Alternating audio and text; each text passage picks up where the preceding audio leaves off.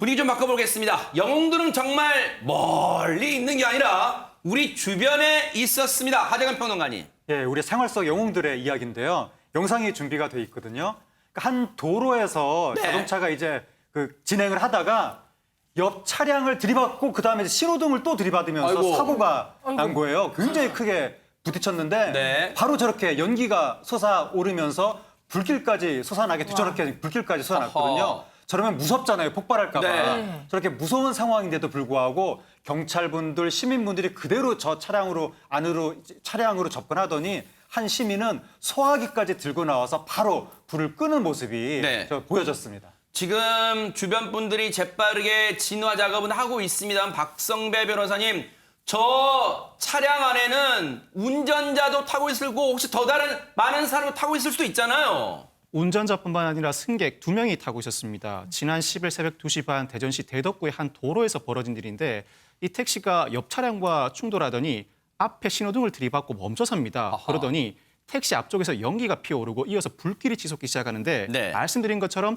택시 운전사 외 승객 2명이 택시 안에 갇혀서 빠져나오지를 못하는 상황입니다. 아하. 이 상황을 보고 우리 시민들과 경찰이 이 택시를 향해 다가가는 모습입니다.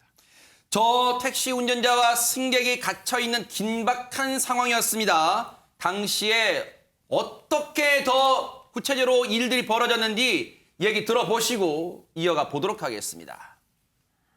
예, 저희는 이제 야간에 안전 순찰이라고 해가지고 주변에 순찰을 돌고 있었고요. 이제 차량 충돌하는 소리가 크게 들려가지고 그쪽을 눈치 이제 사고 나겠다 생각돼서 이제 그쪽으로 저희가 이동을 한 거예요. 택시 본네트 쪽에서는 연기가 좀 나고 있었고요. 안에는 운전자하고 뒷좌석에 여성 승객이 탑승해 있었습니다.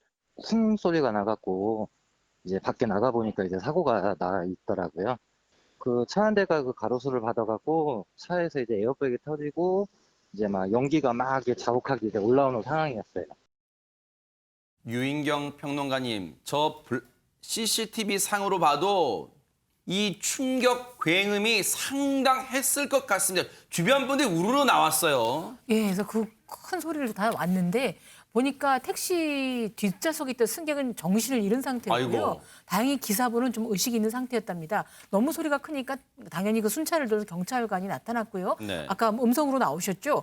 인근에 계시던 음식점 주인이 문을 닫아야지 하고 있다 그 소리를 듣고 막 달려갔답니다. 아이고. 그리고 또 너무 감사하게도 레카차 기사분까지 달려들어서 저 불 솟는 곳에서 차에서 사람을 꺼내서 또 다른 영웅담을 보여줬습니다. 네.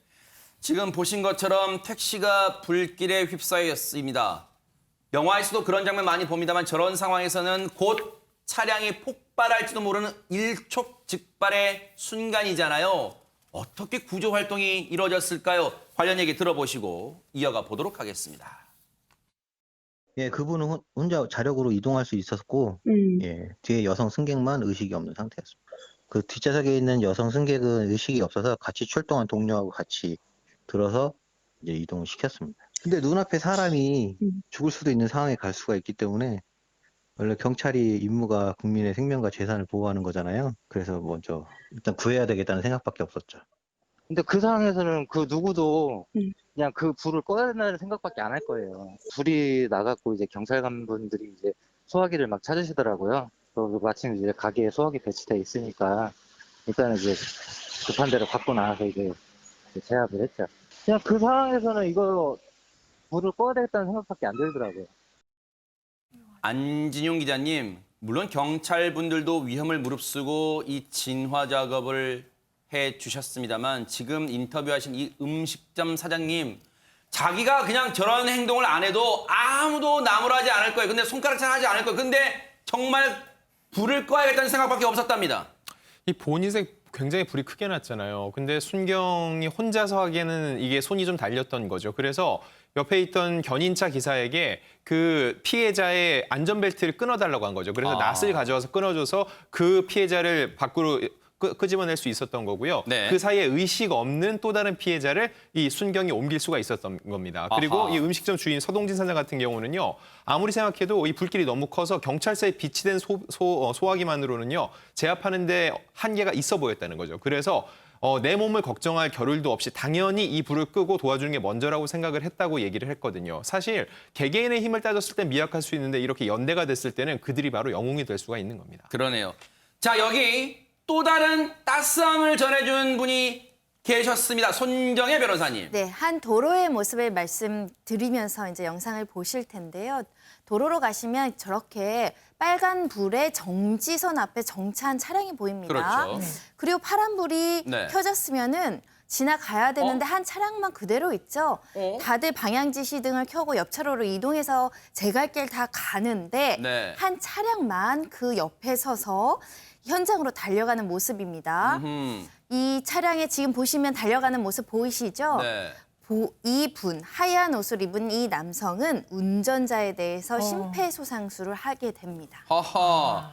저 화물차 파란불인데도 꿈쩍하지 않았고 곧이어 심폐소생술. 대체 무슨 일이 벌어졌던 걸까요? 운전자에게 하재근 평론가님. 예, 11월 10일 날 그 경기 안성시 국도에서 벌어진 현장인데 저희 6시 경인데 보통 앞에서 차량이 안 움직이고 가만히 서 있으면 뒤에서 막 뭐라고 하면서 이제 차선을 바꿔서 맞아요. 지나가잖아요. 빵빵대기도 하잖아요. 손가락질하면서 지나가잖아요. 네. 근데 뒤에 있었던 차량 중에 긴급 출동업체에서 출동하던 차량이 있었던 거예요. 지금 저 차량이네요. 네, 네. 저 차량이 조영재 씨인데 저분이 뒤에서 이제 앞 차량이 움직이지 않으니까 차선을 바꾸는 가운데 그냥 지나간 게 아니라 혹시 무슨 사고가 났나 이러면서 화물차를 유심히 들여다본 거예요. 네. 그런데 운전자가 정신을 잃은 것처럼 보여가지고 저 업체 그 이희봉 대표한테 무전기로 연락을 했더니 아하. 한번 문을 열고 상태를 살펴봐라 라고 해서 문을 열었더니 의식과 호흡이 없더라. 아하. 바로 긴급 구호 조치를 했다는 겁니다. 애초에 긴급 차량 운전자가 살펴본 다음에 업체 대표에게 연락하고 뛰어가던 분이 업체 대표였군요. 그러다 보니까 그래서 두 분이 저렇게 긴급 구조 활동을 벌이셨는데 현장으로 뛰어가던 이분입니다. 바로 이 업체 대표 분이신데 어떤 심정으로 어떻게 대처했는지 들어보시고 이어가 보도록 하겠습니다. 아저씨, 숨 쉬었어? 숨 쉬시라고. 한번 쉬었어, 한번 쉬었어. 형, 이거 통화 좀 해줘. 한번 쉬었어, 한번 쉬었어. 운전석 차에 꼭 의자로 뒤로 기대셔갖고 그냥 눈 감고 계셨어요. 뭐 일단은 그래갖고 차에서 좀 꺼내야 될 것 같다 하고서 차에서 꺼내갖고 차 앞쪽으로 왔죠. 도로 앞쪽으로. 호흡이 있나 없나 확인하고 심장 확인했더니 아무런 반응이 없어갖고 119한테 아무런 저기가 없다. 반응이 없다. 그러니까 일단 좀 심폐소생술 할 줄 아냐 해보라 그랬고 일단 알았다. 의식이 없으시니까 일단 살리고는 봐야 되겠다. 뭐 어떠한 생각을 한 게 아니고요. 무의식적으로 그냥 일단 살려야 되겠다 이 사람을. 뭐 일단 계속 119가 지시하는 대로 계속 하고 있었죠.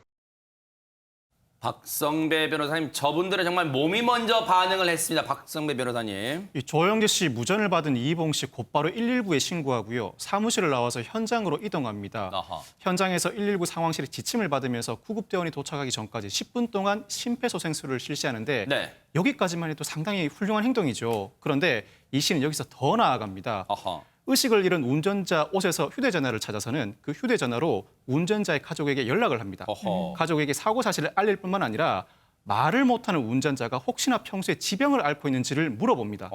아니나 다를까 지병이 있었고 이 사실을 119에 전달해 줍니다. 어허. 즉 위급 상황에서 주변 시민으로서 할 수 있는 모든 조치를 다 취한 것입니다. 네, 가족분들은 운전자분의 가족분들은 얼마나 고마울 거예요, 안진용 기자님.